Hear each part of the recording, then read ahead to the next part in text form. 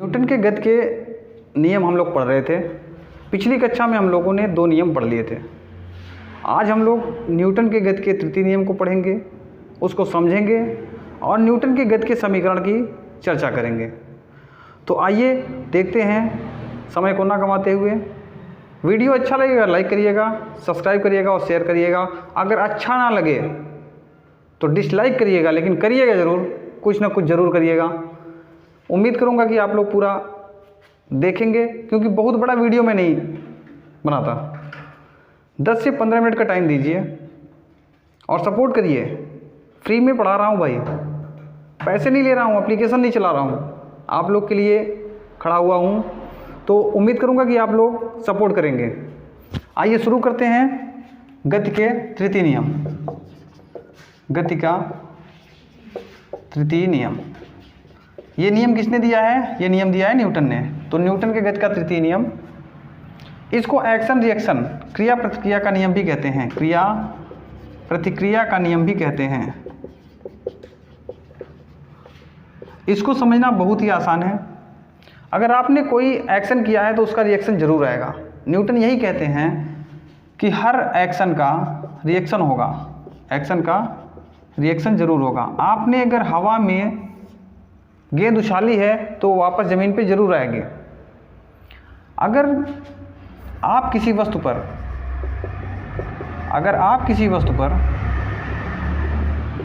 बल लगाते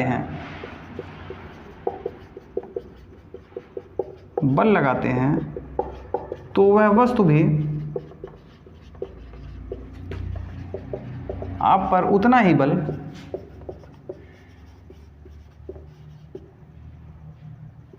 विपरीत दिशा में लगाती है।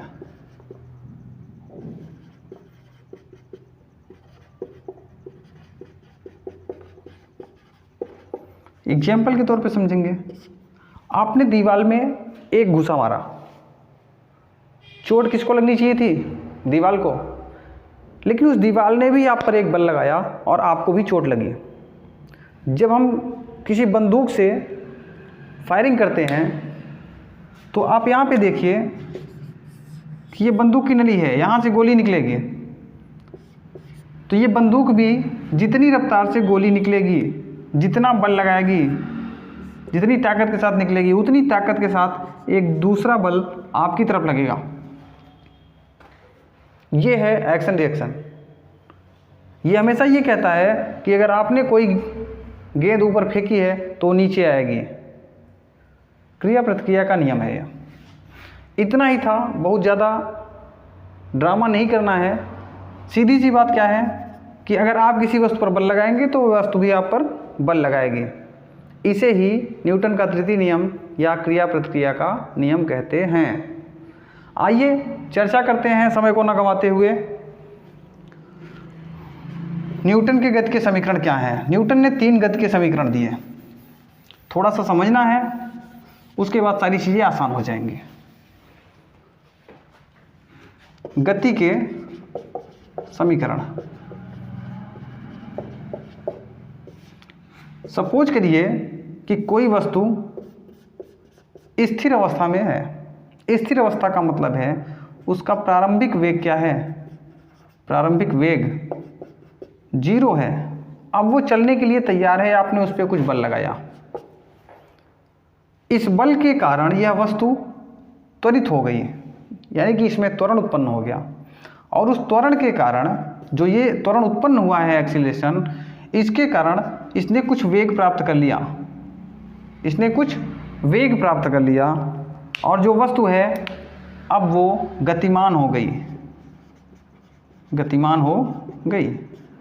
हमने प्रारंभिक वेग को 0 माना, 0 मीटर पर सेकंड। लेकिन पता चला कि कुछ देर बाद इसका वेग v मीटर पर सेकंड हो गया, बदल गया। क्योंकि जब यह स्थिर थी तो इसका वेग 0 था, लेकिन अभी गतिमान है तो इसका वेग कुछ न कुछ होगा। तो इस पर उत्पन्न जो त्वरण है, वेग क्या होता है भैया? एकांक समय में चली गई दूरी। एकांक मतलब 1 सेकंड। किसके सापेक्ष है? समय के सापेक्ष ये अपनी अवस्था को परिवर्तित कर रहा है, अपनी स्थिति को परिवर्तित कर रहा है, अपना स्थान परिवर्तन कर रहा है। किसके सापेक्ष में भैया? समय के सापेक्ष में। समय के सापेक्ष। किसके कारण? त्वरण के कारण। तो त्वरण का मतलब ये हो जाता है कि अंतिम वेग में प्रारंभिक वेग को घटा दो और समय से भाग कर दो। अंतिम वेग में प्रारंभिक वेग को घटाओ और समय से भाग कर दो, तो ये हो जाएगा हमारा त्वरण। अब इसी को हम दूसरी तरीके से कैसे लिख सकते हैं? क्रॉस मल्टीप्लिकेशन कर लेते हैं, तो क्या हो जाएगा? v minus u equal to a t, या v equal to u plus a t. ये न्यूटन का प्रथम नियम, या यूँ कहें कि न्यूटन के गति का प्रथम समीकरण है, फर्स्ट समीकरण, गति का पहला समीकरण। इसका उपयोग कैसे करेंगे आइए देखते हैं। मिटा दिया जाए।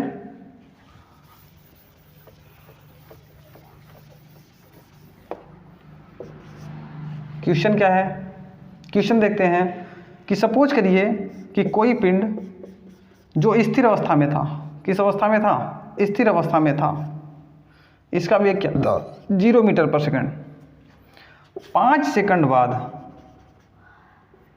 बाद इसका वेग 15 मीटर पर सेकंड हो जाता है। तो भैया ये u 0 है और v क्या है? 15 मीटर पर सेकंड। वो पूछ रहा है ये समय जो था 5 सेकंड, त्वरण कितना होगा? भाई त्वरण होगा a equal to v minus u by t. लगा दीजिए जल्दी से। v का मान यहाँ पे 15 है, 15 मीटर पर सेकंड, और u का मान है 0 मीटर पर सेकंड। समय कितना है भैया? 5 सेकंड। तो कितना आ जाएगा? 15 में से 0 गया तो 15 मीटर पर सेकंड बटे 5 सेकंड। तो देखिए पांतियाई 15, 3 मीटर पर सेकंड स्क्वायर का त्वरण उत्पन्न हो गया इसमें। ये वेलोसिटी क्या हुई? क्यों आई? क्योंकि यहाँ पे बल लगाने की वजह से इसमें 3 मीटर पर सेकंड स्क्वायर का त्वरण उत्पन्न हो गया था। यही तो है, सिंपल सा है। दूसरा सवाल लेते हैं। दूसरा सवाल लिया जाए, चलिए।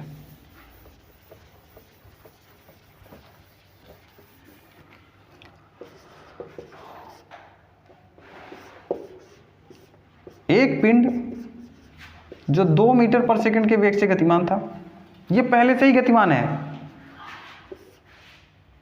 5 सेकंड में 10 मीटर पर सेकंड का वेग प्राप्त कर लेता है। क्या कर रहा है? पहले से 2 मीटर पर सेकंड के वेग से गतिमान था और 5 सेकंड बाद पता चला कि इसने 10 मीटर पर सेकंड का वेग प्राप्त कर लिया।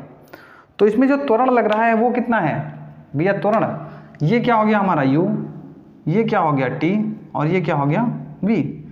a प्राप्त करना है तो a बराबर v minus u by t. लगा दो भैया। v कितना है? 10 मीटर पर सेकंड सर। u कितना है? 2 मीटर पर सेकंड। समय कितना लगा सर? 5 सेकंड।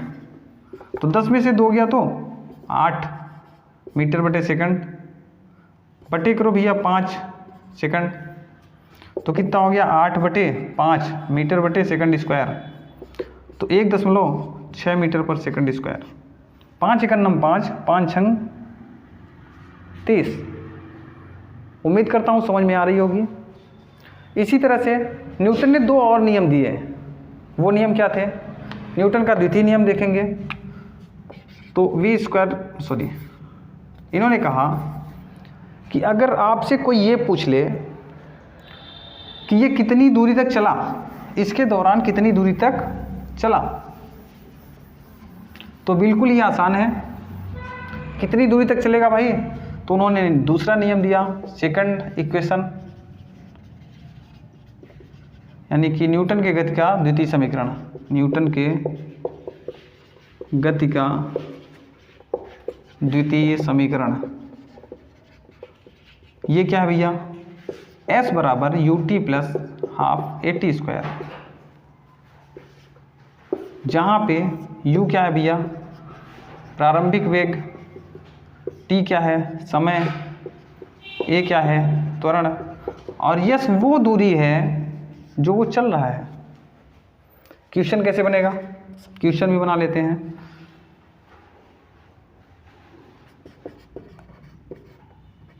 स्थिर अवस्था से प्रारंभ करके 5 सेकंड में 3 मीटर पर सेकंड स्क्वायर का त्वरण प्राप्त करने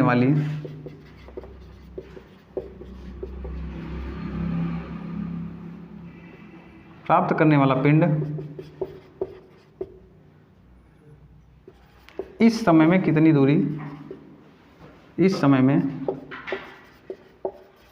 दूरी तय कर चुका होगा।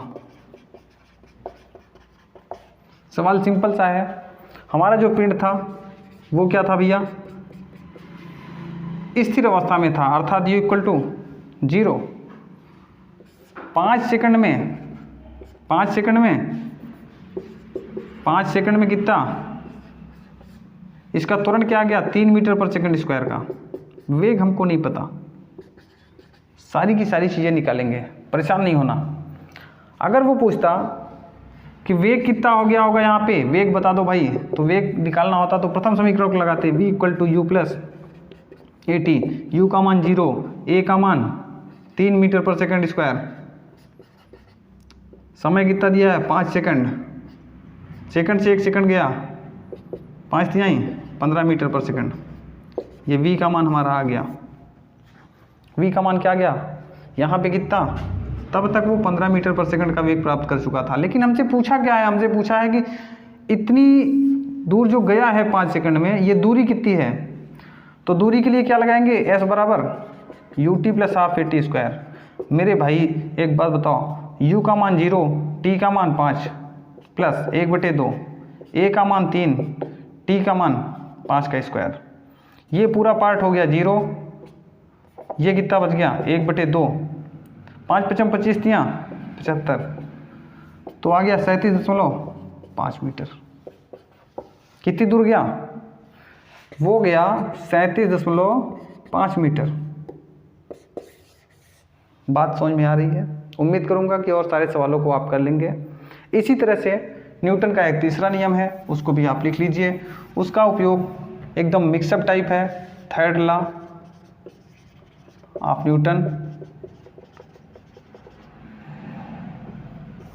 न्यूटन का तीसरा नियम ये क्या है कि v square equal to u square plus 2as। हमने दूसरे में देखा था, उसमें v कहीं पे नहीं था। पहला देखते हैं, v equal to u plus a t. दूसरा क्या था, s बराबर u t plus half a t square. तीसरा क्या हो गया भैया, v square plus u square, v square equal to u square plus 2as। अच्छा, इसमें v नहीं मिल रहा था, इसीलिए हमको तीसरे की ज़रूरत पड़ी। अब हमने v u और s a के बीच में, इसमें देखिए t एब्सेंट है, t अनुपस्थित है, इसमें v अनुपस्थित है, इसमें क्या है भैया, इसमें यस अनुपस्थित है। इसलिए मैं आप लोग को सलाह दूंगा कि तीनों नियम को अच्छे से, तीनों समीकरण को ध्यान से देखिएगा, क्योंकि तीनों में एक एक चीज़ अनुपस्थित है। आगे थोड़ा सा बड़े सवाल अगर होंगे तो उनमें आपको एक साथ 2 या 3 समीकरण एक साथ जोड़ने पड़ सकते हैं। अगर वीडियो अच्छी लगी हो तो लाइक करिएगा, सब्सक्राइब करिएगा और शेयर करिएगा। तब तक के लिए हमारे चैनल को देखते रहिए। जय हिंद, जय भारत।